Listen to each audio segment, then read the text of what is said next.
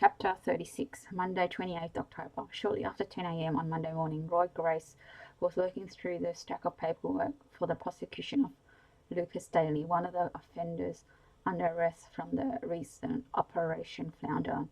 Daly's assets were steadily being tracked down and seized under the Proceeds of Crime Act by financial investigator Emily Gaylor. Grace had a ton of paperwork he wanted to clear by the end of the week before his wedding day and a short honeymoon next week, but distracting him was the wedding file, efficiently prepared by Cleo, which was also on his desk. It contained the document for the booking of the church and the reception after, the catering contract, the order form for the drinks, canopy and meals. The biggest headache of all was the seating plan. Who to invite and not invite had been bad enough, and that had to make some tough decisions, but now trying to decide who would sit where was a complete nightmare. There was a knock on his door, and without waiting for a reply as usual, Norman Potting ambled in. "Morning, Chief. Got some information back for you," he said, clutching a brown envelope and looking pleased with himself. Recently, the detective sergeant had been diagnosed with prostate cancer. Around the same time, Grace had noticed Potting appeared to have something of a makeover. The comb-over was still the same, but his previously sparse grey hair was now an unnatural-looking shiny black. The horrible tweed jackets with leather patch elbows and grey flannel trousers that he favoured had been replaced with dark grey suits, fresh shirts and ties that no longer showed what he'd eaten for breakfast, and instead of reeking of stale pipe tobacco, he smelled quite fragrant. "Have a seat, Norman." Potting used to shuffle along, but today he walked across the floor with almost a spring in his step. He sat down and looked for a moment a tad shy. "I've been meaning to ask, Norman, what's the latest on your prostate?" "Well, so far so good. The old PSA levels have dropped quite substantially. The quack's pretty pleased." "That's good news. What does your doctor think is the reason?" "He's not sure I've got a good sex life at the moment. Maybe that could be it." Despite that being rather too much information, Grace nodded and grinned. "Well, good news, Norman. Keep it up, as it were." "Oh, I am, Chief." "Oh, yes." Then he looked almost coy. "Actually, Chief, that's one of the reasons I came to see you. It's about your wedding." "Yes." "I'm well chuffed to be invited. Cleo and I are delighted you can come. The thing is," Potting blushed, "I just wondered, if you are doing a seating plan, would it be possible to sit next to T.S. Molly?" Grace stared at him in the face and grinned. "Oh? So are the suspicions I've been having over the past few months correct?" "Suspicions, Chief?" "I couldn't help notice the body language between you two. Something going on, is there?" "There's no regulation against it that I'd be contravening, are there, Chief?" Potting looked worried for a moment. "About relationships between staff?" "No, none." "So you and Bella, you're seeing each other?" "You could say that, Chief. Actually, it's gone beyond that stage. We're sort of on a bit of an item, actually." He blushed. "I've asked Bella to be my wife last night, actually, and she accepted." Grace grinned. Despite them being the most unlikely couple imaginable, he was pleased for both of them. Bella, who was in her mid-30s, had been stuck at home for years, looking after her ailing mother and leading what seemed to him to be a totally joyless life beyond her work. And Norman, despite being his own worst enemy at times, had been ruthlessly conned and exploited by his scheming typewriter, and had recently been dealt a shitty blow by Mother Nature. "So she will become Mrs. Norman Potting the fifth and last, I hope," Potting said. Then both men fell silent as the darkness behind the possible truth of that comment. Norman's prostate cancer sat between them like an elephant in the room. "Well, she's a lovely lady. Let's have you have a long and happy marriage," Grace said. "You both deserve a break in life. I'll make sure you sit together, and congratulations." "Thank you, I appreciate it."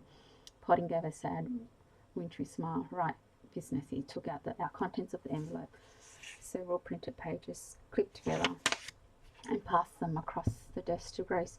"You asked me to have the suicide note of Dr. Carl Murphy checked out by graphologists to have it compared against samples of his normal handwriting." Grace nodded. "Yes, and this is a full report. It's pretty detailed in summary. There is little doubt Dr. Carl Murphy wrote the note. I was able to get the work fast-tracked as the guy owed me a favour." "Good work, Norman. Thanks." "But there is one slightly odd thing," Potting said. "The graphologist said that Murphy's normal handwriting had a right forward slant. This note had been written in the left slant rearward." Grace frowned. "Do doctors use handwriting much these days, or do they type everything on keyboards?"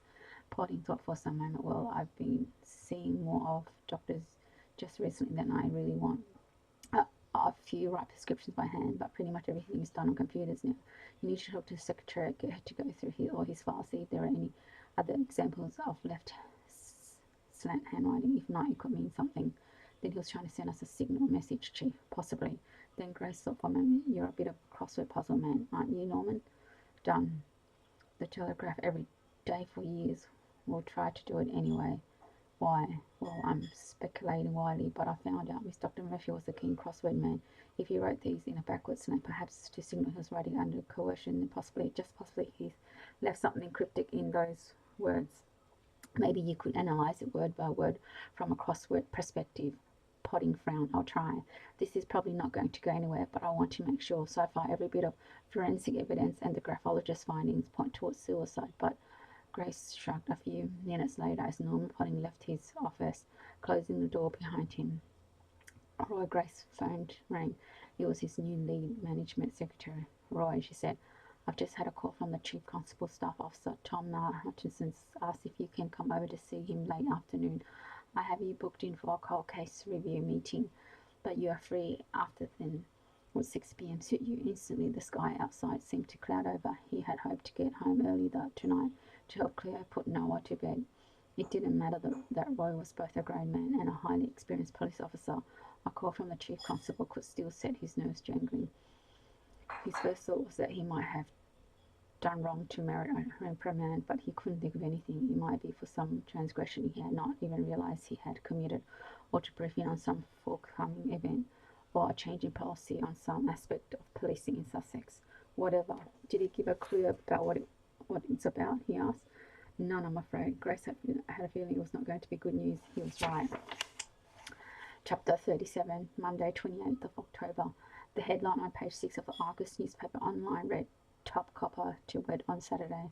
Sandy Lohman, seated in front of the computer screen in her Munich apartment in the little room she had made her study, with its view down onto the turbulent water of the river Isar, just beyond the waterfall, stared transfixed at the screen. The wedding of Detective Superintendent Roy Grace of Surrey and Success Major Crime Team, and Cleo Morey, Senior Anatomical Pathology Technician of Brighton and Hove Mortuary, will take place at St Margaret's Church in Rottingdean at 2:30 p.m. on Saturday, 2nd of November.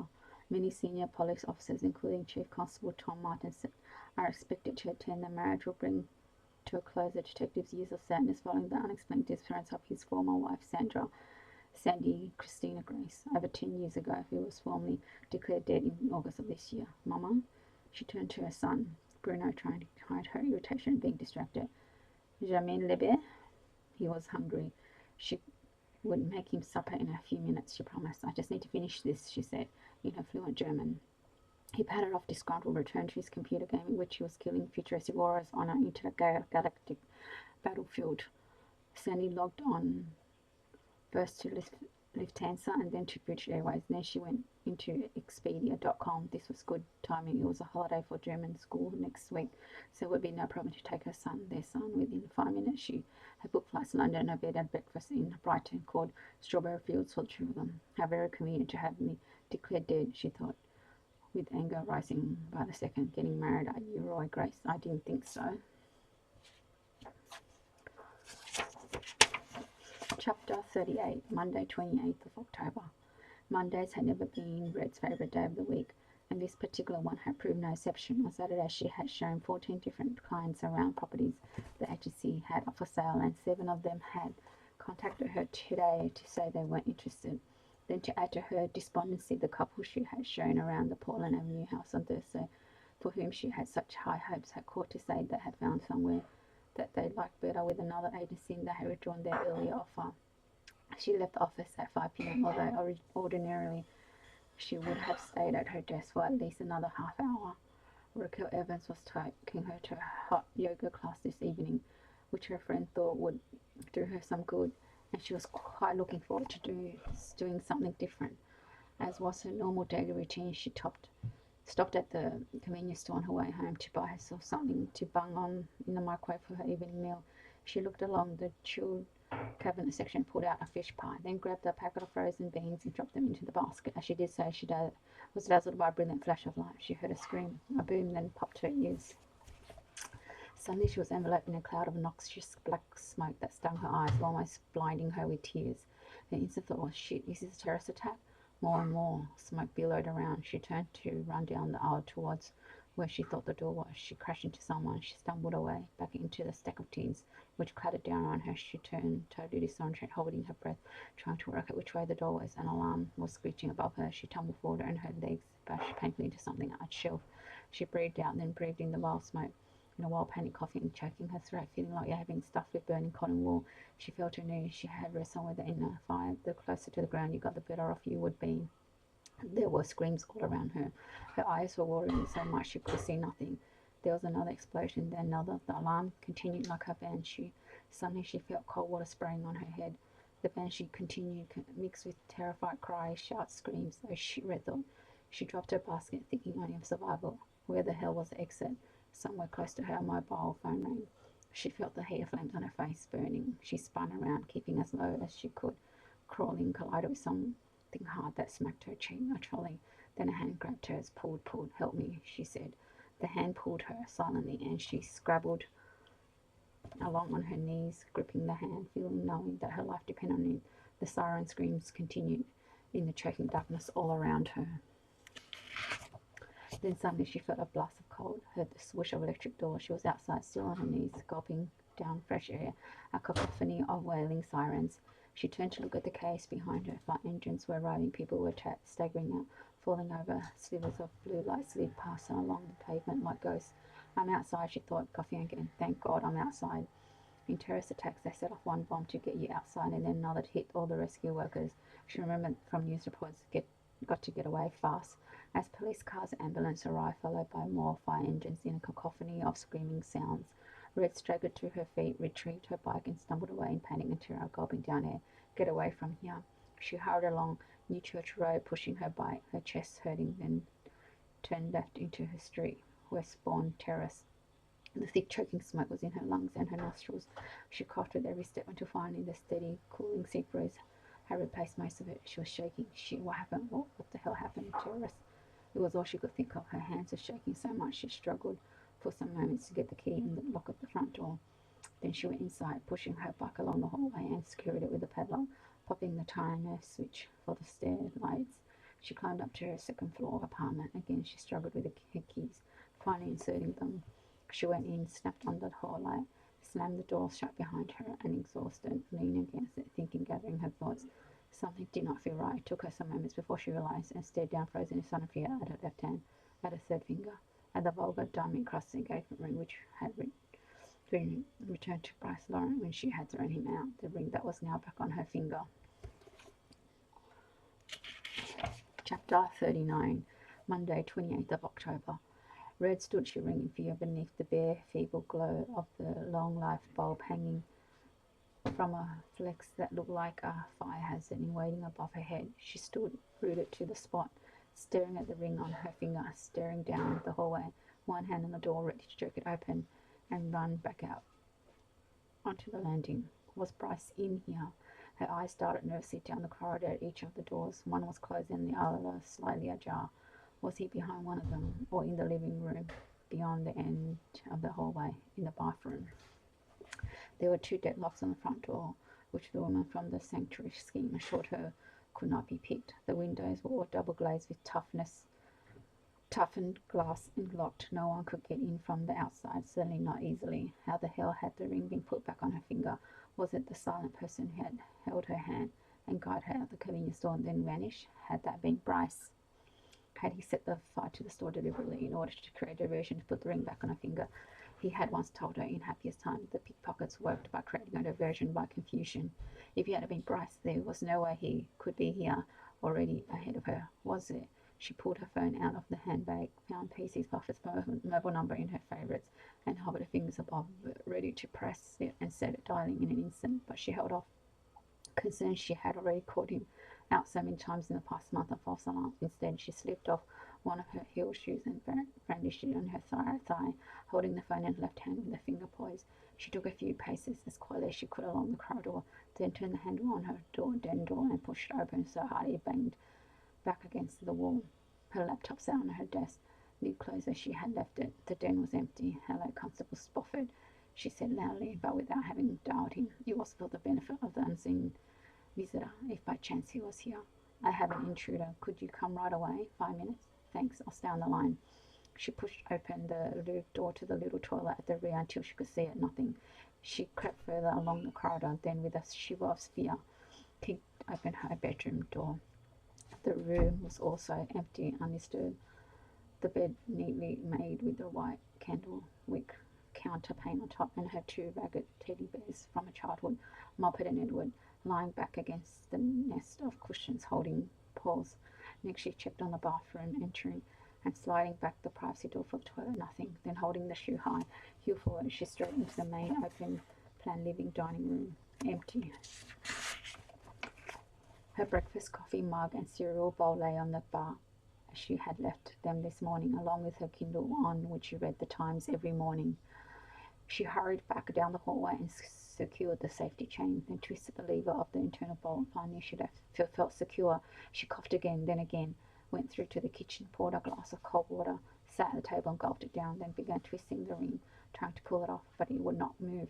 Then her sense of devastation at the loss of Carl Murphy suddenly welled up, and she began crying. She went to the fridge, pulled out a bottle of Spanish white Abrino wine, one of the few things Bryce had given her a taste for that she still enjoyed, opened it, poured herself a very large glass.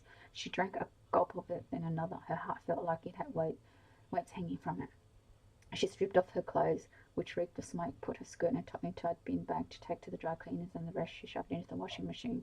Then she walked naked into the bathroom, opening the glass door and switched on the really strong power shower, one of the very few features she liked about this place. She checked the temperature with her hands, and when she was happy with it, she stepped inside the cubicle. For several minutes she luxuriated in the strong jet cleansing the smoke from her hair and from every pore of her skin. She soaped her fingers and finally wrenched the ring off and put it in the soap dish. Her thoughts were a jumbled mess. Carl was dead, and she still could not get her head around that. How the hell had the ring been put back on her finger? By whom? By Bryce. There was no other possible explanation. Was he in the mini-mart tonight when the fire broke out? Fire was one of his party tricks. Connections started forming inside her head. Cuba Libre, her car. Was she just being fanciful now, this evening? Her convenience store. Still deep in thought, she stepped out of the shower and wrapped one of her hugely expensive hotel-sized towels around herself. She had been in the shower for so long, the mirror had totally steamed up. She opened the window fraction and the door, and slowly the mirror began to clear. She massaged, leaving conditioner into her hair, then night cream on her face, and as she stared at her reflection, she froze. A distinct shape was formed in the centre of the mirror, a vertical rectangle with hearts in each corner of it, and the silhouette of a woman's head, wearing a crown. The Queen of Hearts. Chapter 40, Monday 28th of October. It was shortly after 6 p.m. when Roy Grace was ushered by Tom Martinson's assistant into the Chief Constable's spacious, elegant office. It occupied a corner of the first floor of the Queen Anne's mansion that gave its name to the Success Police Headquarters Complex, Maitling House. The chief office of Success Police were all located within his handsome, imposing building. Roy Grace's nervousness was not improved by noticing that the chief looked uneasy himself. Martinson jumped up from behind his huge polished wood L-shaped desk and hurried across, his arm outstretched, and shook Roy's hand. "Thanks for coming to see me, Roy," he said, his normally cheery, precise voice sounding a tad less assured than usual. Ushering him over to one of the two black sofas arranged in a corner with a coffee table between them. Grace sat on the edge of one sofa, and the chief settled on the edge of the another. He was a fit-looking man at 50, with thinning, short, dark hair and a pleasant, no-nonsense air about him, dressed as usual in his uniform of white shirt with epaulets, black tie and black trousers. Grace observed him, wringing his hand. "Can I offer you something to drink, Roy? Tea, coffee, water?" "I'm fine, thank you, sir." "Good, right. Look, I thought I ought to give you a heads up. I think you know that Assistant Chief Constable Rigg is moving on." "I do, sir, yes." "He's been promoted to Deputy Chief Constable of Gloucestershire." "Yes, sir." "Yes, correct. Well, we've appointed his replacement, who will be starting here next Monday, I think, while you're on honeymoon, correct?" "Yes, sir. Judith and I are very much looking forward to your wedding on Saturday. By the way, should be a jolly occasion." Grace smiled. "Cleo and I are very honoured that you and your wife are coming. We're delighted to be invited, and Rottingdean is a beautiful church." What an idyllic venue for a wedding. Martinson smiled fleetingly, then looked serious again. The thing is, we had a number of applicants for this post, but the one who stood out as by far the best qualified is someone I think you've had a few issues with in the past. I just want you to understand that this appointment is no way an reflection of how much I value you. Grace frowned, wondering whom he might be talking about. There was one person he could think of, but instantly dismissed. As if reading his mind, said Chief Superintendent Cassian Pugh from the Met. Cassian Pugh, Grace echoed namely, as if hoping that someone he had misheard. He really does have outstanding qualities for this role. Grace felt like an insect that had fallen into a draining sink. This that was swirling around and about to be sucked down the plug hole. Cassian Pugh. I know the two of you have issues in the past, but he assured me that these are completely forgotten now. Grace had originally met Cassian Pugh when, as a London Metropolitan Police Public Order Inspector, Pugh had come to success to run a public order training course. A year later, Grace had run in with the deeply arrogant officer when the Met had sent in reinforcements to help police Brighton during the Labour Party conference. Then 18 months ago, Cassian Pugh had been brought in as a review superintendent by Grace's previous ACC, Alison Vosper.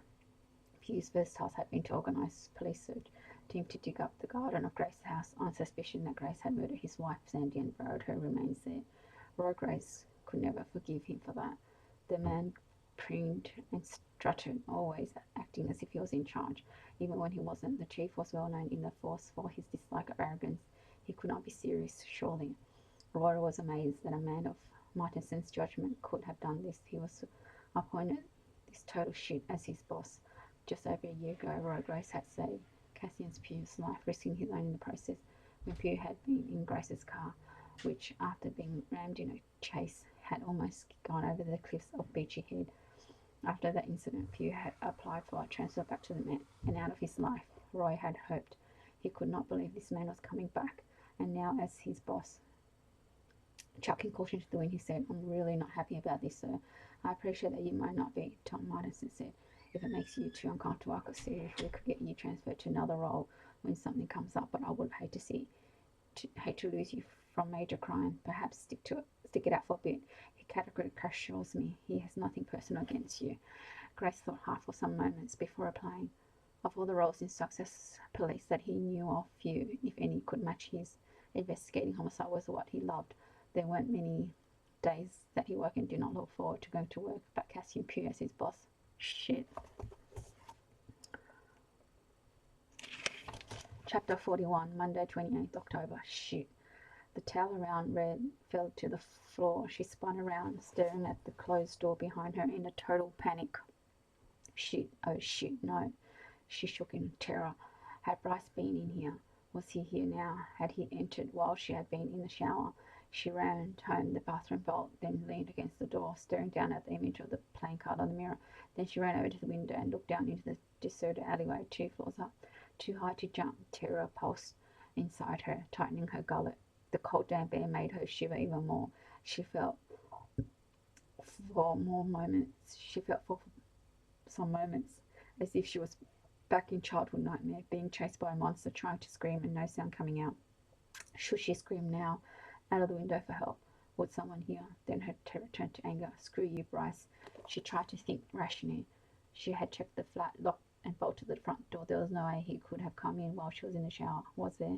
Shivering, she grabbed her towel, then looked around the bathroom for a weapon.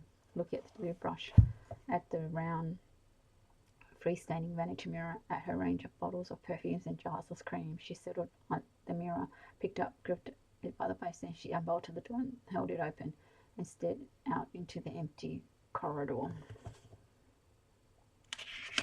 Chapter 42, Monday 28th of October. Bryce, in his flat across the alleyway, watched her in the monitor showing images from the pinhole camera he had concealed in one of the bolts securing the bathroom mirror to the wall. He was grinning. Nice to see her naked, nice to see her truly afraid. He watched her step into the hallway, looking right, then left, vanity mirror held high. He watched her with deep satisfaction, checking every inch of the flat again, flinging open the doors of every room, every cupboard, then finally picking up the phone and dialing. He knew exactly who she would be calling, and he was right. PC Spofford, the voice answered. He loved the panic in her voice as she spoke to the constable. The reassuring voice of the police officer saying he would be with her in 15 minutes. The same little bastard cop had handed him his packed suitcase outside her front door not so many months ago. Then he switched his attention to the laptop screen, to Google Earth map of her parents' house near Henfield, where her stupid bitch mother and pathetically weak father lived, but not for much longer. He zoomed in close, studying the window and the roof. Then he entered another address into Google Earth. The Royal Regent Mansion block on Marin Parade, where Red was buying her dream home, and which she would be showing her parents next Sunday. Your dream home, babe. Dream on. Chapter 43, Monday, 28th October. Red dressed now in a black tights, knee-length black skirt, a grey roll-neck sweater and boots, and trembling with fear, heard the entry phone buzz and looked at the small video screen beside the door. Then relief surged through her as she saw the familiar friendly face of PC Rob Spofford, slightly disordered by the poor lens.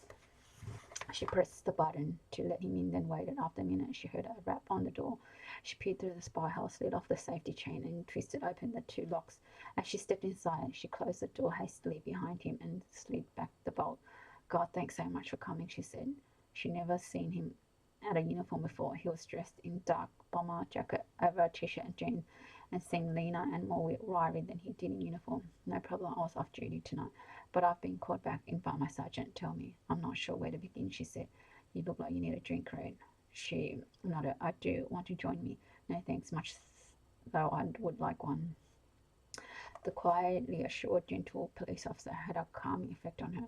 She felt safe with him. Yeah, He followed her through into the kitchen.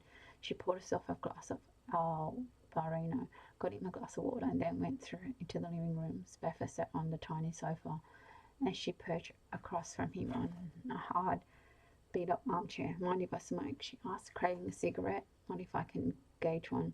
She grinned. You're a smoker too. Yep, just don't tell my wife. She grinned again as she fetched this pack and an ashtray, then shook one out for him and held up the lighter flame. So tell me, she said. She lit a cigarette and drew deeply in. Look, this may sound crazy, and I'm not sure where to begin. Go as far back as you like. Okay, this is Bryce. I think I told you. Is a part-time magician. Yes. Yes. You did, yes. A lot of his tricks involve fire. He has one where he hands you his business card and suddenly bursts into flames. Okay, I may be putting two and two together and making five. But Carl, my new boyfriend, was found burnt to death. Then the restaurant Bryce first took me to, and that Carl first took me to, was burnt down. On Sunday, I was going to my parents' for lunch, and on the way, my car caught fire. Today, on my way home, I stopped in my local convenience store, and a fire broke out there while I was in it. When I got back here, the engagement ring Bryce had given me, and which I had given back to him, was somehow on my finger. She pointed to the old coffee table. Then came home, got in the shower, and this Queen of Hearts appeared on the bathroom mirror when I had my first day with Bryce. At Cuba Libre, he did a magic trick on me, and a Queen of Hearts playing card appeared in my handbag. Spofford frowned, showed me the mirror. Red led the way to the bathroom, pointed out the mirror, and then stared at it in disbelief. There was nothing here. Nothing there. The constable looked at her, then at the mirror, then back at her. It was there, she said. I'm not making this up. She walked over and peered closer, looking for any trace of the Queen of Hearts, but the mirror was completely clear, as if it had been carefully and thoroughly cleaned. It was there, she said. She looked at Spofford, who raised his eye. Really, she said. It was. I'm not going mental. Where was it exactly? He peeped closely at the point too. She pointed out the area of the mirror where she had seen the card. Started to doubt herself now. He studied the mirror for several seconds, then he looked at her. You've been under a lot of stress, haven't you? Rob, please don't give me that shit. I saw it. I didn't imagine it. Please don't make me out to be a neurotic loony. I saw it. I really did. Constable Spofford leaned forward and breathed heavily several times on the glass. An instant later, the Queen of Hearts playing cards appeared again. Thanks for listening.